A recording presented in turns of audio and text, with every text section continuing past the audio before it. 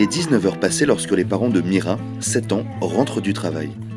Pour ce couple d'actifs, l'accompagnement d'enfants à domicile s'est très tôt imposé comme le mode de garde le plus adapté. C'est bien passé votre journée? Pour Mira et Sofia, accompagnantes d'enfants à domicile, la journée a commencé il y a déjà plusieurs heures. Il est 16 h 30 quand Sofia, 29 ans, retrouve Mira à la sortie de l'école. Dès les premières minutes, la jeune femme prend ses responsabilités.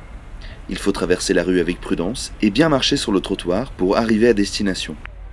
Pour Mira, c'est déjà un enseignement et un exemple de comportement dans la rue.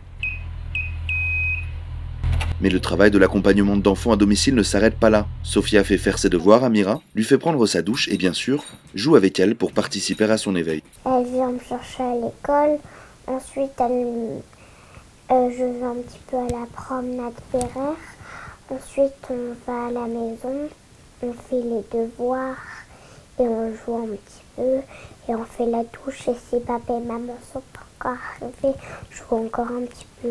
Est-ce que tu peux mettre l'aiguille sur le bon chiffre? Oui, c'est excellent Mira. Cela fait plusieurs mois que Sofia s'occupe de Mira.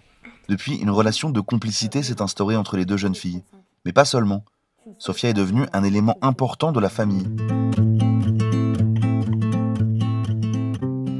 On a un petit secret. C'est comme ça qu'on sait le degré de notre amitié en fait.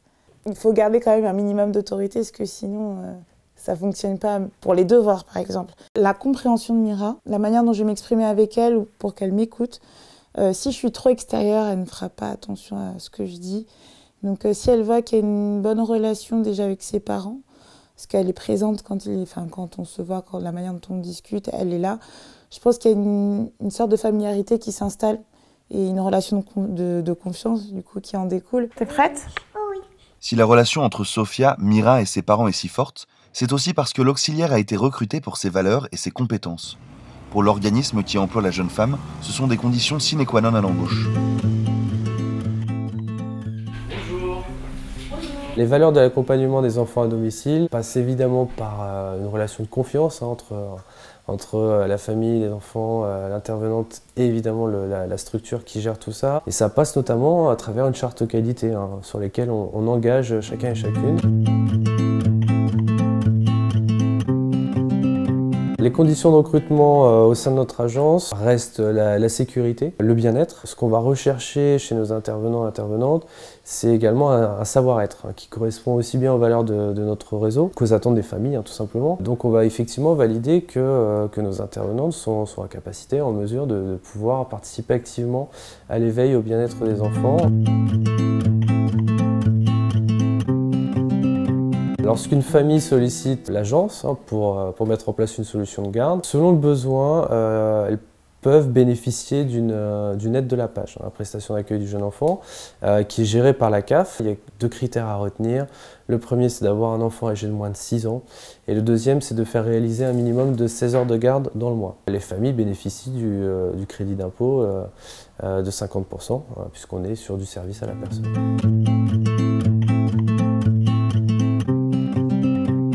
La nuit tombe sur la ville et nous retournons au domicile de Mira. Ses parents viennent de rentrer, sereins de leur travail, et peuvent participer à la transmission. Elle a eu le droit à 2 goûters, j'avoue. Oui, j'avais très faim. Pour Philippe et Philippa, la présence de Sofia est indispensable. C'est essentiel au rythme de la famille.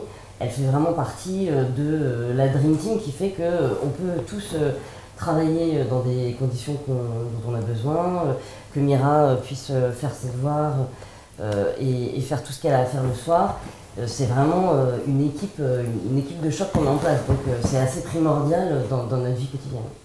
Il y a 2 possibilités, soit on passe par un organisme, soit on recherche une nounou par nous-mêmes. Bon, il y a quelques années, on a fait la tentative, et à chaque fois, ça ne s'est pas bien passé. C'est-à-dire que l'organisme, effectivement, il a aussi cette capacité à faire un casting efficace de la nounou qui te correspond. Donc nous, maintenant, on passe par un organisme systématiquement. L'organisme qui nous a présenté Sofia a été une clé d'entrée initiale assez capitale parce que finalement, même si il y a beaucoup de nounous à Paris, il n'est pas toujours évident de se voir présenter des nounous qui vous correspondent en termes de famille, de profil, de souhait pour son enfant. Et cet organisme fait le premier filtre qui permet de gagner un temps absolument immense, voire un temps absolument irremplaçable. Jouer, participer à l'éveil, sécuriser et rassurer. Les responsabilités d'une auxiliaire parentale sont plurielles. Pour Sophia, c'est d'ailleurs plus qu'un métier. En soi, ça m'aide beaucoup aussi au quotidien parce que ça m'aide à avoir de la patience, chose que je n'avais pas du tout avant. À me canaliser aussi, ce que j'avais tendance avant à m'éparpiller. Là, quand on a en charge un enfant qui n'est pas le nôtre, on est 2 fois plus responsable. Ça m'aide à avoir des soins en plus, mais c'est bien plus.